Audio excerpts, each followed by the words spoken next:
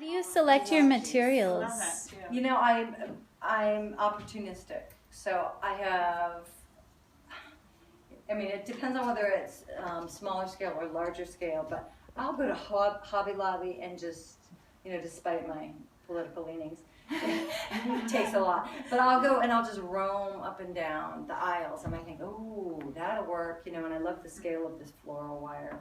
I like things that are natural, so silks, wool. I love the beeswax because it just has that sort of authentic quality to it. Most of the sticks, they just go out in the backyard and, you know, and harvest. Nan Renner's husband, Danny Renner, brings me tons of sticks for like these bigger pieces.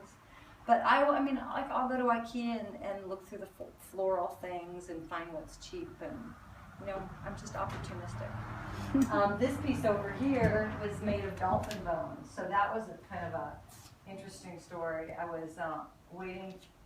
We were in Ventura and we were heading out to the Channel Islands, and we were doing a beach walk, and I saw this dead dolphin, but it was really dead, and the bones were sticking out, and I went over and I'm like, those are just, you know, beautiful. So I'm over there at night and I'm like hacking at these bones, and I noticed, and at first I didn't notice that there was these guys and they're watching me. What is she doing? And I'm just like ignoring them, they're doing it. And finally one of them, you know, works up and I'm nervous, like, what are you doing? Like, I'm harvesting. So I usually start with, I'm an artist, and that gives you carte blanche, you know. So whenever I'm caught somewhere, you know, like hacking things off, or not I'm a witch. But I know, I really didn't have the ability, not the ability, I just didn't have the wherewithal to work large.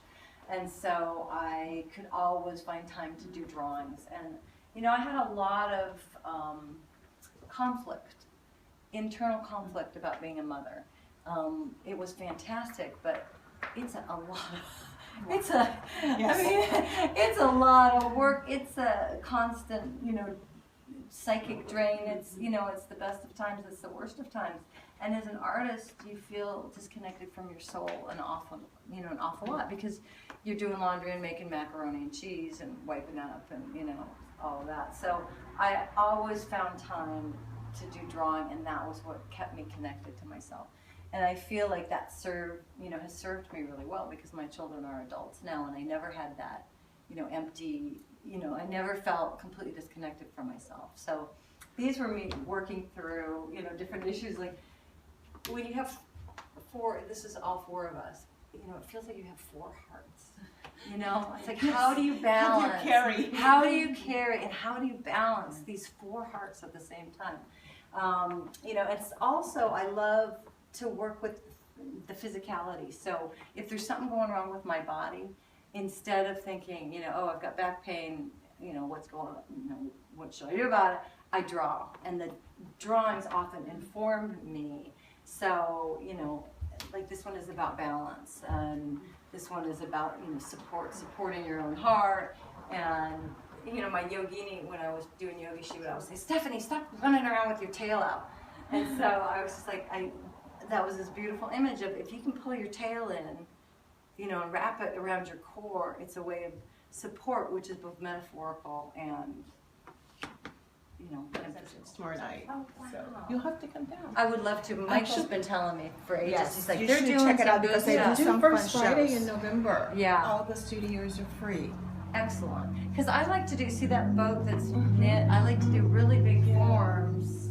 I think Beth should come and look at her work. Oh, yeah. Because I think there's a lot of pieces where you use the Fiber. you know, fiber. And then Dia also makes, I love it like white like that. Do you? Yeah.